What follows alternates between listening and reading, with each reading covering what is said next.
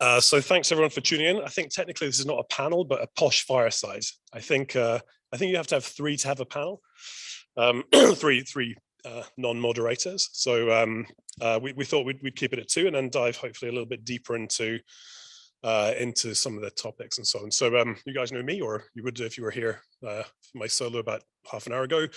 Martin Macmillan, founder of Pollen VC, was sponsoring the CFO track. The whole point of doing this is to kind of raise the overall level of kind of financial literacy, but also to also for these guys to share some of the kind of tips and hints and tricks of years of experience of being CFOs and advising startups and so on as well. So again, we're drilling into the financial topics because this is the sort of the chink in the armor. This is the bit that no one else really kind of tunes in for. So that's why we're trying to drill into the financial topics here. So maybe I can ask you guys to introduce yourself. Joanie, you want to go first? Sure. Hi, I'm Joanie. I'm the CEO at Women in Games International. We are a nonprofit focused on getting more women, non-binary, and femme-identifying professionals in the games industry on the professional side. So we want to see more women running studios, making games, making decisions, and really having that seat at the table. So we have mentorship programs, professional development programs. Everything is completely free to access, and it's a really cool opportunity. So check us out at getwiggy.com. I personally am the CEO. I started as a CFO about 3 years ago, and I was promoted to CEO because I had an opportunity to just kind of build out that program and see what more impact we could make and what more we could be doing. I started my career in data analysis and data entry and kind of bridging that gap between finance and IT and trying to figure out how they could speak better to each other.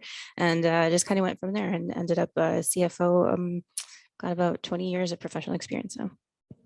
Excellent, thanks. And I think whoever's running the slides, we've got the people fund slides up there, not the CFO panel slides. I'm Eric Ludwig. I was at Glue Mobile for 17 years. I joined them. We were a mobile gaming publisher developer back in the dumb phone days. We were 10 million people, $10 million in revenue when I joined them back in 2005. We went public in 2007 before the iPhone came out.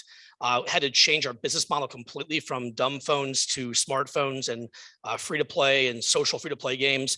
I can identify with probably most people in this audience, even though we were public, we almost went bankrupt back in 2008. So like I've dipped my toes into the abyss and survived. We then acquired 17 companies in my years there. We ultimately got sold to Electronic Arts last year for $2.5 billion. I left in August from EA, and now I'm an advisor and board member to a bunch of different companies. Together Labs is a gaming platform, metaverse and crypto, about 100 million plus in revenue. I work for an IoT SaaS company as well. I'm the interim CFO there. I'm helping out a company in Stockholm, Sweden that's electric autonomous vehicles. And then lastly, I'm working with an AI company in Israel. I'm on the board of and a seed investor. So just kind of really love the business of games, love the business of digital. Cool. Okay, right. So I'm gonna kick off with a question, because this is like from our experience, like for some reason, and I still don't know what it is, mobile gaming companies don't hire anyone into a finance role or a finance lead or a CFO or whatever stage of the business is at until way later than a normal company, right? So sometimes you can see like people doing $10-15 million a year in revenues, and there's no one really got their hand on the rudder of the finances. So I'm gonna put it out there and see if you guys have got some thoughts on when a mobile gaming studio should hire their first CFO, finance lead, whatever, according to whatever stage they're at. Joanie, you've advised a lot of startups here, right? Yeah, yeah. I think the easy answer is you should bring a CFO on as soon as absolutely possible. But if you look at the budget, it doesn't always make sense. I'm usually pulled on when people realize that there's an issue, or when they want to start paying their friends or their employees. And so it's more of a cleanup game and a strategy game. So I would say the best time to bring on a CFO is when you are ready to be strategic and when you're ready to have a thought partner. And that's not always the very beginning of your company. Sometimes you just need to be really, really scrappy and put in way too many hours and try and figure out what your company can look like like and how you can monetize it and what changes you can be making. I know from my perspective, because I love data so much, I love being part of those conversations on monetization strategies. I love to be part of, especially pricing, because a lot of times you don't consider overhead. And so you're underpricing yourselves and you're kind of running yourselves. Even though you have money in the account, you actually don't have as much money as you should have in your account. And I know the last speaker kind of talked about having at least 6 months of payroll in your account. So what does that look like to you? And it really depends on the size of that company as well. So at what point do you start investing and using that investment to help offset your operational expenses as well? So I think from my perspective, my favorite time to come on is when you're ready to actually have that strategic thought partner and have that kind of second in command to really help you strategize your financial processes and your strategy, and using your audit team even as a thought partner as well to really make sure that you have everything kind of in place and ready to go. Yeah, I think if you listen to the last speaker, most of these studios have less than 6 months of cash, a month of cash. So I would say it's less about hiring the CFO, and you need the skill sets of being able to forecast. And that could be an FP&A person. It could be a gun for hire who comes in 1 day a week. It could be the full-time CFO. So I'd say starting with that, like if you're a CEO and you don't know when you run out of cash, you've got a problem already. So first start to try to solve that problem, and then try to pad the nest. And you do that with hiring an outside gun. And then at some point when you are looking for strategic, growth or other components, you probably want to bring somebody in-house. Full-time, part-time? Any views on that? Sure. Yeah. I mean, absolutely. There's folks you can hire that will do your books, and then they'll have a CFO partner that will do 2 hours a month of helping review the numbers with you. So you can you can rent a lot of team members without having to go spend a lot of money on the CFO. I think that's so important too, to have that as almost like a contractor role at first to make sure that it's a good fit. Because even if they know everything for finances, if you don't talk to each other and you don't listen to each other and you don't work together, it's not a good fit, even if they know everything. And then one thing I would continue to add there is, I mean, there are folks that, may not even know the games industry, and you may have a bias saying, I need somebody that knows the games industry. And the reality is a lot of the skill sets of a CFO are transferable. It's why I'm working with an electric autonomous vehicle company. It's why I'm working for a SaaS company. So I would start don't be biased that way. There is a point when you're getting the strategic componentry where you really want somebody that has an expertise. I mean, as Martin was talking on 2 panels ago about UA, understanding UA and ROAS and CPI. Like there are stuff where you really need that expertise, but to start with that function of when do you run out of cash? I think that's the number one thing that a CEO needs to worry about. And the last panelist said it's a lonely job being a CEO. And there's times when you are worried about the abyss and when you're going to run out of cash, and you don't want to tell your employees that. And knowing that to the payroll when you're going to run out of cash is important. I would say though, gaming finance nerds are like a special kind of nerd that you're really going to have a lot of fun with. So, just saying. So, and again, we've been asked this question a lot. Been asked even to interview and all the rest of it. Where do you find a good gaming CFO? I look in the mirror. So. Sorry. So I actually, I started in, everybody kind of starts at the very beginning. So I was starting in accounting, and it was really understanding that strategy. So being put in those meetings with the CEO and being put in those meetings with VPs and really understanding what their end goal was and seeing their KPIs, and then using the financial data to kind of tell the story to help them really make that happen was huge for me. So I would definitely say, if you have a bookkeeper, if you have somebody who's interested in kind of the big data, bring them into those strategy meetings and have them kind of understand where it is that you're trying to get. And that's going to be one of your best allies for sure. I kind of have accidentally fallen into a lot of friends, startups and nonprofits and other companies that are like, how do we do this next thing? And kind of coming in to help them set up their financial processes manual and setting up that consistency, especially with finance. Even if you're consistently wrong, if you're consistent, you're right. And then you can kind of make those adjustments and changes at a later time. So I would definitely kind of start with, doing your research and making sure that if you have somebody who is doing the thing, ask them who they are using and kind of get a good reference from there. And the great news is this industry has been around for now 35 years. I was at Glue for 17 years, and EA has been around for 35 years. So there are hundreds of people that have worked in finance, studio finance, throughout their careers, and you can tap into them. And I look for a bias, frankly, of the studio finance as opposed to kind of corporate FP&A people. Studio finance is really important. It's all of your LTV curves. It's understanding the game. It's working with the game teams on profitability, et cetera. And so that's where I would look. I'd be looking for people that worked their way through a big gaming organization and then have made the leap into a smaller company. So you want that expertise that they've seen it, and then now that they've been in a small company as well.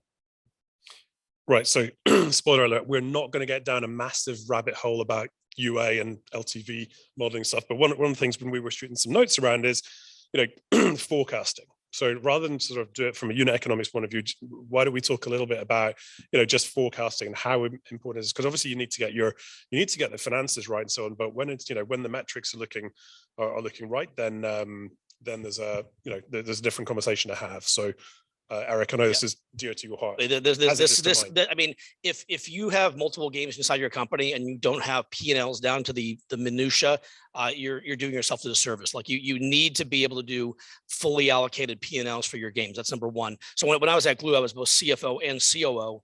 And over the last 8 years as COO, I grew our India game studio from 30 people doing art for one studio to 300 people overseeing art, QA, customer care, business intelligence, et cetera. And we also put our games that had peaked and were declining, our live ops games, over to India. So I had a P&L of $20 million and $10 million of profit. So this is, if you don't know when your game is peaking, when your game is declining, what your game profitability is, and more importantly, when you've got an expensive game team in the US and you want to spin them up on something that's going to be much more higher value add, you need to have a team to hand them off to and do the live ops. So, knowing all that's probably the number one thing, having game P&Ls and understanding all the economics, as well as really understanding, I know we're not going to talk about this, but I mean, UA, CPI, like if you don't know your details in great detail on your UA costs, on your CPI, on your payback curves, et cetera, you're flying blind and you're torching a lot of capital. I mean, at Glue, we were $700 million of revenue,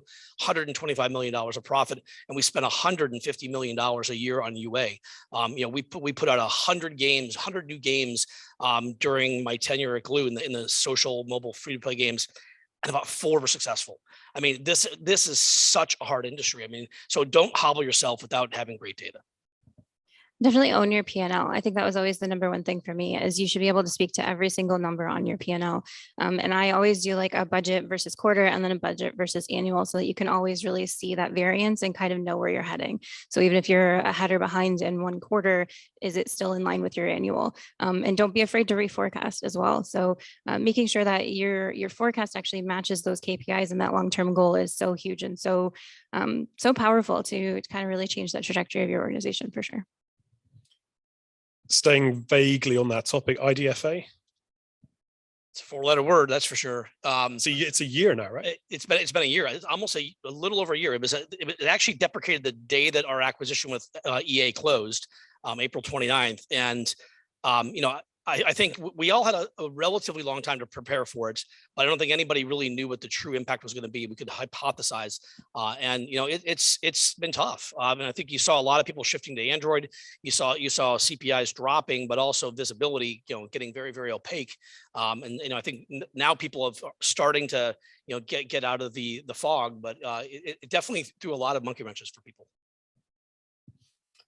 Yeah, and you're right. The fog seems to be lifting, but a lot of people that got used to this world of kind of, particularly from a kind of a financial point of view, this almost perfect attribution. All of a sudden, it was just like, legs chopped. But again, could get down another rabbit hole on that. Why don't we move on to, in terms of like a little bit of organizational design, where do finance sit within? Where's the role? Is it sort of like someone that sits to the side, or is it super integrated? Where have you seen it work? Where have you seen it kind of not work?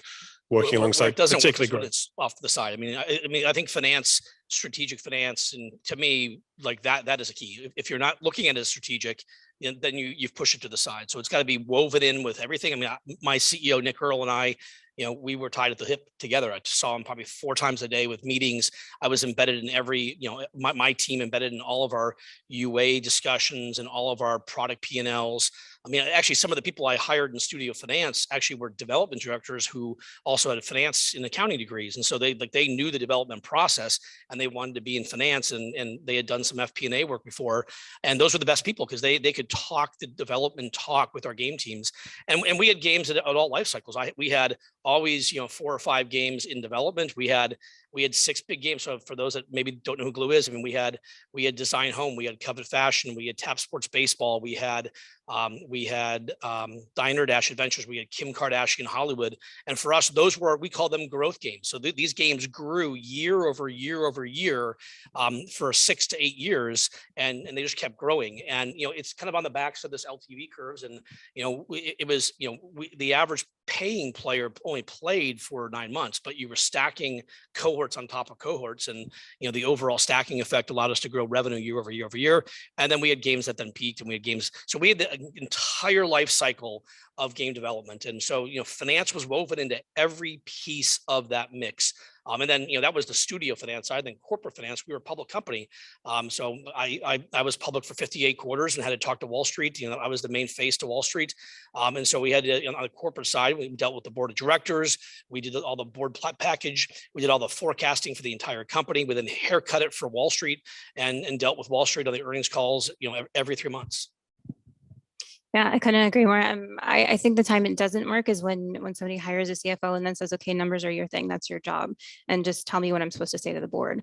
But really having it as a thought partner, really using that data to tell stories. And we know finance is boring. We know it. We do it every day. So if you find somebody who can actually use that data to tell a story, put it in sometimes in a picture form, using graphs, using charts, and using it in a way to kind of have somebody have their aha moment of like, I finally understand where these numbers are coming from and where they're supposed to be going and what it's supposed to look like. It's so powerful, but that's the kind of partnership you need is with that CFO who can use those numbers to kind of help you elevate what it is that you're trying to do. That's also huge for investors, right? Your investor, if you can completely understand your P&L and be able to speak to that, having that CEO with that strength and that ability to speak to their numbers is a really powerful thing. And I really feel like that's the CFO's job, is to make sure that the CEO knows their P&L and understands exactly what it is that they're doing. Joanie, you've called us nerds and not fun. You're so I'm taking nerdy. a lot of offense to this. It's okay. So what I'm hearing is integrated, right? Yeah. So however you do it, whatever size of company, integrated, and then the telling stories through numbers. So that's, I think that's probably important to project internally, but let's talk maybe for a little bit about investor reporting and so on. So it can be, I mean, well, we've got the bookends here, right? We've got the Wall Street. You've got what you think they are, and then it's kind of haircuts, if you like, because you've got to build a margin of error for public, but also, I'm sure people at the other end very often kind of over egg it, maybe for their early stage investors, show maybe more progress is there, whatever. So what lessons maybe you go from kind of early to later? How do you advise people to, like, is there a sort of a template, or how do you get them to tell the right story through the numbers to investors?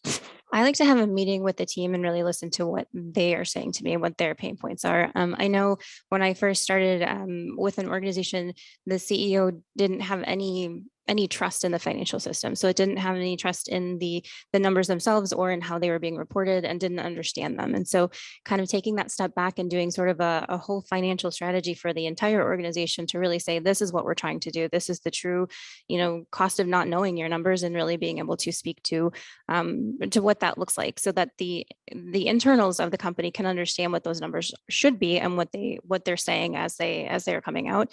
It really also helped with, the salespeople and being able to speak to what it is that you're trying to sell. If you don't fully understand why the cost is, you might start communicating that, oh, we know it's overpriced, and that's not something you want to be telling your investor or a buyer.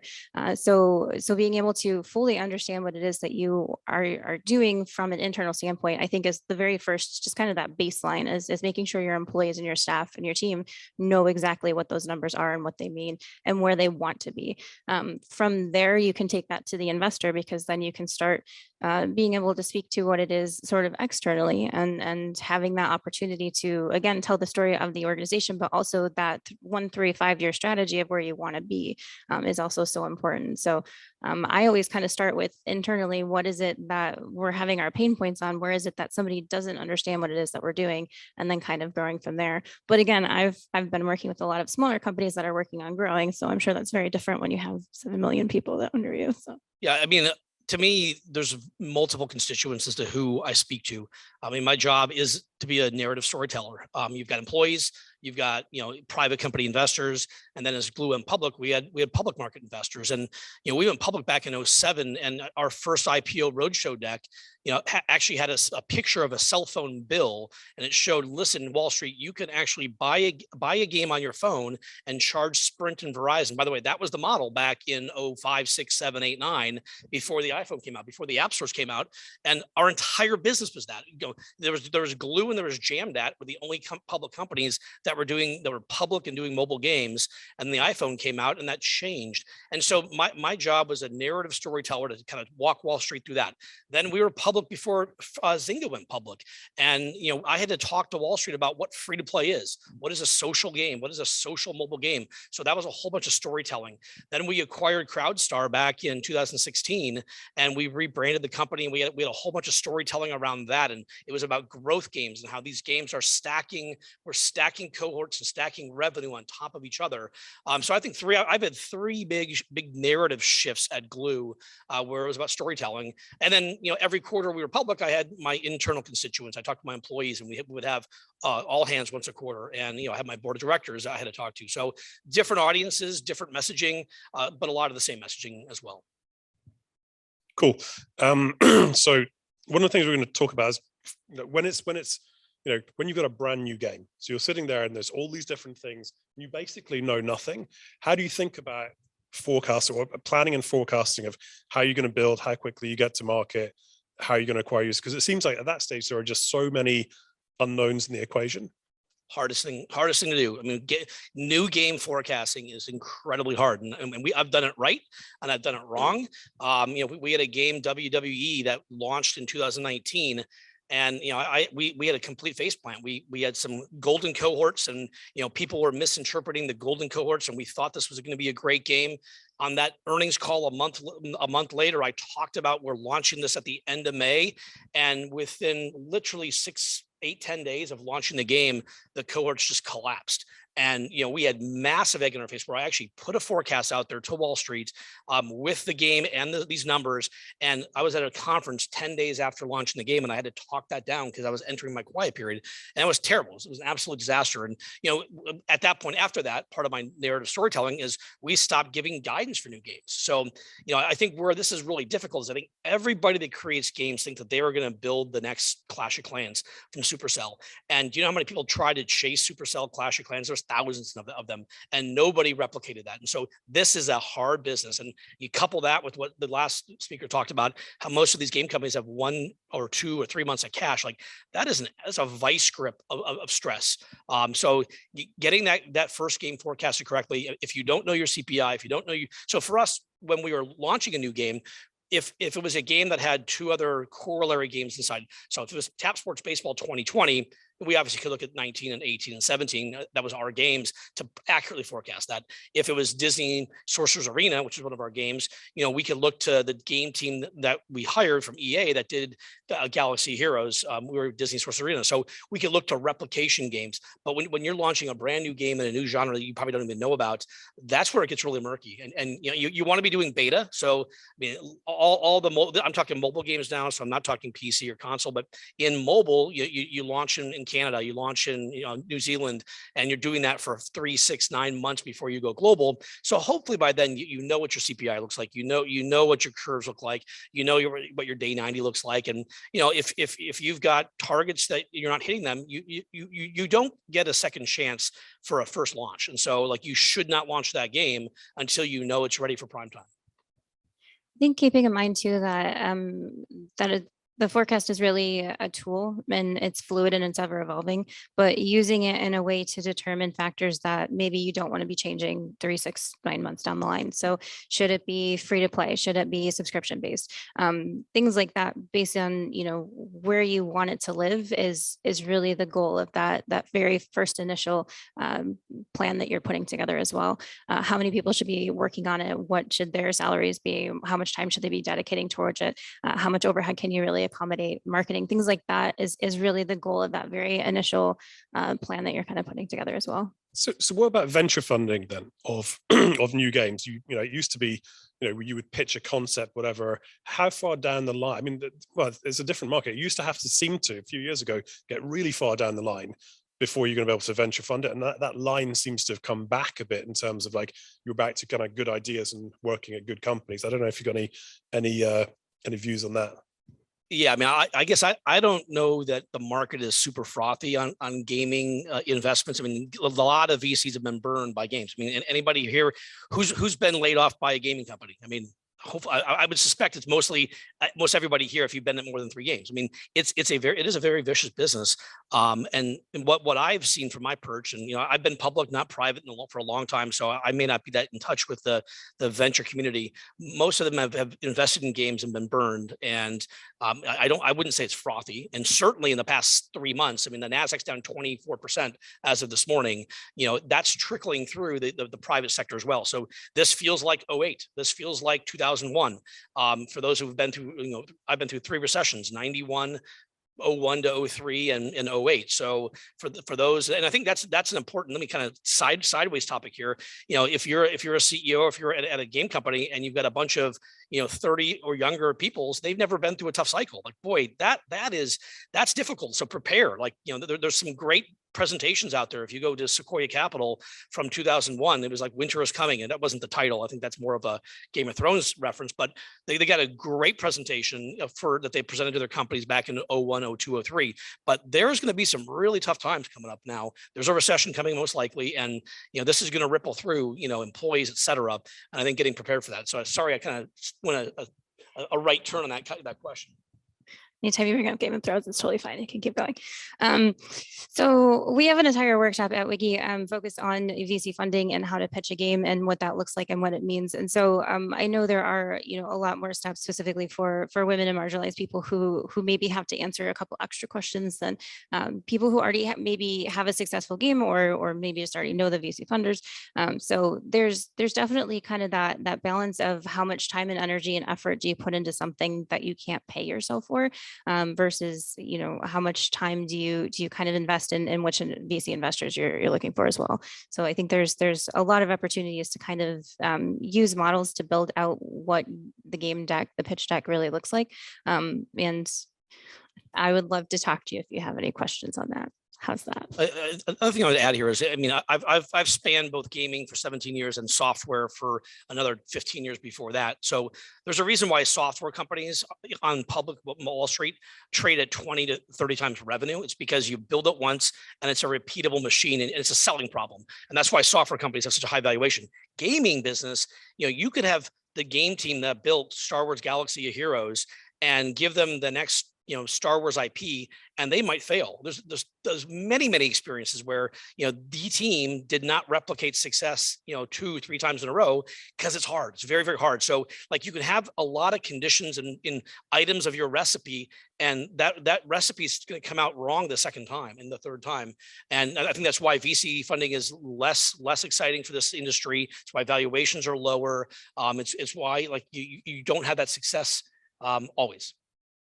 It's going to be interesting. I remember when we first started doing this, there were very, very few investors that would invest into gaming companies. And all of a sudden, gaming's got really hot. Tons and tons of money is trying to find a way into gaming. So there've been a lot of, VC funds have raised huge rounds and so on.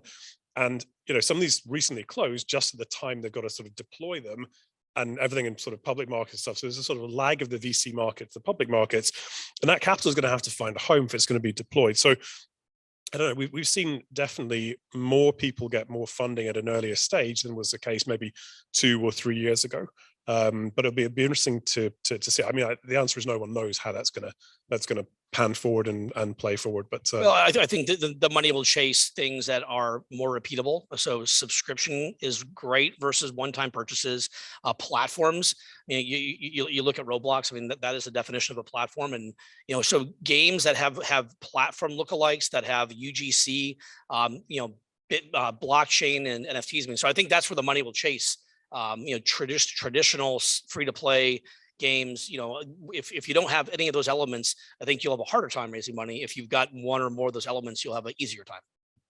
Yeah, I think that's definitely playing out. Just we're getting conversations here, just around there in the market. There's like, if there's a Web3 angle to it, that's the new shiny thing. Free to play is a little bit sort of, it's been around for a while now, right? So feels a little bit jaded, particularly with like super high cost of advertising and stuff. Well, maybe should we wrap up there? I don't know, Oscar, if we've got any time for any quick Q&As whilst we've got these guys here. Yeah, I mean, I was just going to actually make a comment because well, this is your opening question about when to hire a CFO, I think, is a really important one. And we struggled with it in our company, particularly because we do know data, we do know stuff. And there is a lot you can do with things like Zero. And we're a big fan of Float, which is a really good tool that works with Zero. So what the question really is for people in our situation who we have some competence, but we're not accountants, we're not those kind of things. And you kind of talked about trajectory. What can we do in the meantime as we're getting to the point where the company is sustainable enough to then hire that very necessary CFO? What do you do in the meantime? Yeah, I mean, it's probably, have your CEO or somebody who's inside your finance org network with folks, and it's build the list as to are you doing the following things? Forecasting properly. Do you know your LTV curves? Do you know your cost acquire and ROI and ROAS? And do you have integration with do you have studio P&Ls? Do you have game team P&Ls? If you say yes to all those things, you're probably doing the right things. If you said no to all those things, you need to seek those out pretty quickly. Certainly the cash forecasting, like cash forecasting, Maslow's hierarchy, that is the base level. If you are not knowing when you're running out of cash, you've already got a problem. So exactly. it would be like, those are probably the 4 or 5 or 6 things that I would say that should be on your list. And if you're not doing them, start seeking out people. I mean, in our case, we've actually replaced our milestones with the KPIs. So as we get games ready for live, we're building our KPIs as part of that process. Until we hit the KPIs, we don't launch the game. Right. But then that does have all sorts of other consequences about timing and management. And I'm not going to bore you with all that. Did you have any thing you wanted to add to that? Yeah, I think that was a really great answer. Like really having that list of your need areas and figuring out what it is that you're looking for. You're not just hiring a CFO because you're supposed to hire a CFO now, but actually hiring somebody to help you fill any need gaps that you have. Yeah, and I think that, I mean, like you say, having the right advice around you, having friendly people you can bring in, and obviously with the publisher, it's kind of a different beast as well, because we've got to worry about paying people when they come in. Lots of fun things being an entrepreneur in this industry. So we are, I mean, unfortunately, sadly out of time, but I mean, I think there are so many areas that I think hopefully you guys have picked up from what Martin and the folks have been talking about. Understanding how we build businesses is what matters here. The strategic principles about the vectors of what we're trying to achieve has to be underpinned by data, has to be underpinned by sound financial principles, because I don't know about you, but I'd like to make another game. Even if this game succeeds, I want to be able to make the next and the next and the next. And if I run out of money before I get a game that works, I'm not going to get to do that. And that's to me what it's all about. Guys, thank you so much. Really appreciate it. Thank you very much, Eric. And thanks a lot. Is this the point where I kind of point out? I think Glue was selling me games back in 2003. I think 2003, 2004, or something like that is when you guys were selling me games. I was running a 3 in the UK. So long.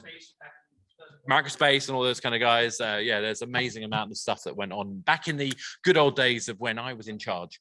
That was moving swiftly on.